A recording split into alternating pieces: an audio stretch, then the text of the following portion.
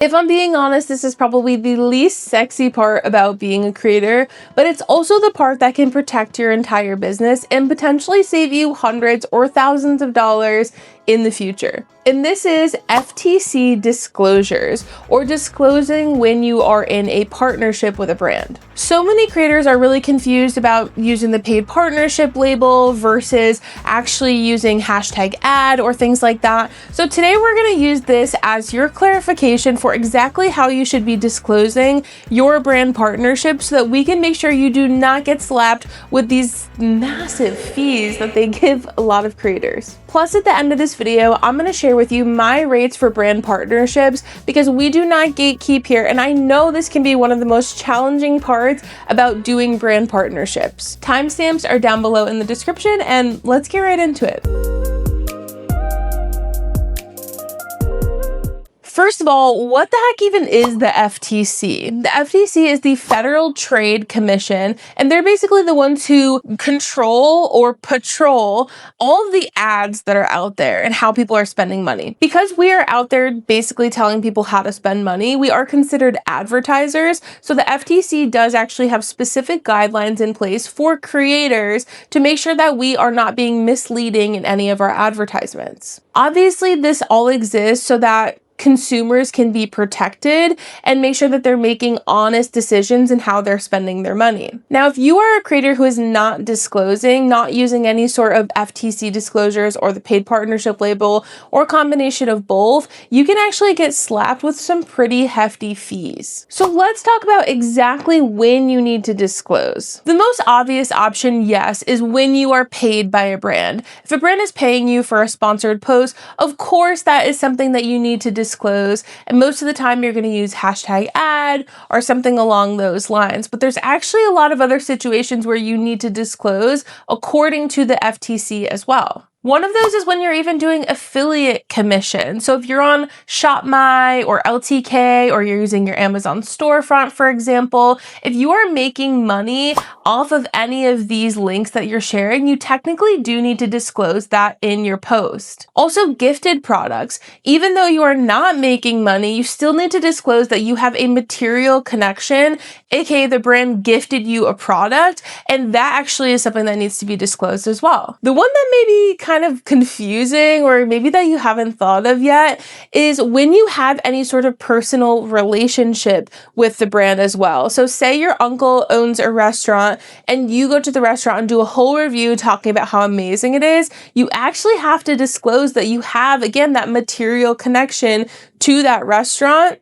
so that people can honestly see that that might impact your opinion. So when you are actually disclosing that one of these partnerships is happening in, again, gifted, affiliate, paid, relationship-based connections, how should you actually be disclosing them? According to the FTC, one of their main things is that it needs to be clear and obvious, and people don't need to go looking for it. It should basically slap you in the face when you are seeing the content. Some of the approved terms that you can use are ad or sponsored, paid partnership, gifted by, paid by, and putting the brand's name. Thanks to brand for sending this over.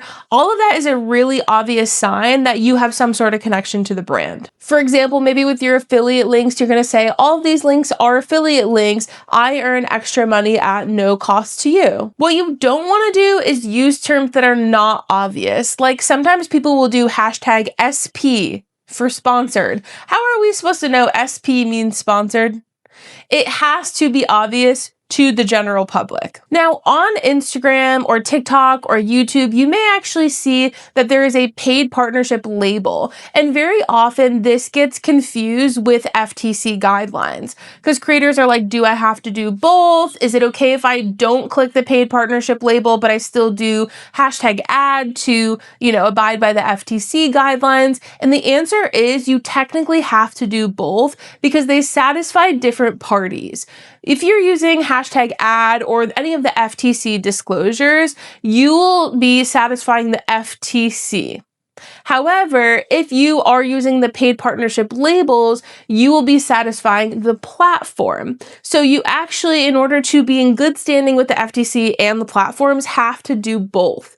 I know a lot of people hate the paid partnership label because they're like, it bombs my content every time I use it. Whether that's true or not, it really just doesn't matter. You have to do it in order to be in good standing with the platform. One of the things that was actually the most surprising to me with FTC guidelines is the disclosures that you have to use on videos specifically. I always thought if you had them in the caption, that would be the most obvious answer and that was okay. According to FTC guidelines that are most updated, you actually have to have the disclosure in the caption as well as in the video itself. So very often in my videos, when I'm doing something sponsored, you'll see up in the top right or left-hand corner, it will say #ad or whatever the brand name is, partner, because it actually has to go on the physical video as well as in the caption. And really that's because honestly at this point, a lot of people aren't reading captions. And so as long as they can see it in the video, that means you are being clear and you are being obvious to the person who is looking at that content. Another little pro tip here is when we think about clarity and making it kind of in the consumer's face that this is an ad, you will want to make sure that anything that's going in the caption to disclose that it's an ad is what's called before the fold, which basically means when you have to hit read more and then the rest of the caption pops up, it needs to be listed before that read more. People don't have to click read more to see your ad disclosure. And that's very important because a lot of times I see creators at the end of their captions putting #ad. Most people are not reading that far. So that is actually not what the FTC is recommending. If all of this sounds really scary or overwhelming, trust me, I get it. I would like to share with you today that you do not have to do it alone because in Soulcial Suite, which is our private creator community, we have over 150 other creators who are literally navigating all of these same nuances and negotiations and contracts with their brand partnerships as you.